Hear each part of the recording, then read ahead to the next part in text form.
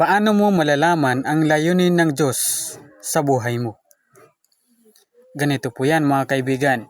Kung ginagawa mo ang isang gawain na para sa iba, hindi para sa iyong sarili, nang walang kondisyon o pasubali, tawag doon ay pamamahala na siyang dahilan kung bakit ka nandito sa daigdig na ito. Kahit walang pumapansin sa iyo, ginagawa mo pa rin yung gawain na yan.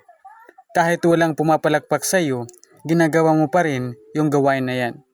Kahit walang nagsasabi sa iyo na magaling ka, mahusay ka, pero ginagawa mo pa rin yung gawain na yan. Kahit di ka binabayaran ng mga tao, pero ginagawa mo pa rin yung gawain na yan. Yun ang layunin ng Diyos sa buhay mo. Ganoon ang pamamahala. Ginagawa niya ang isang bagay nang walang pasubali o kondisyon.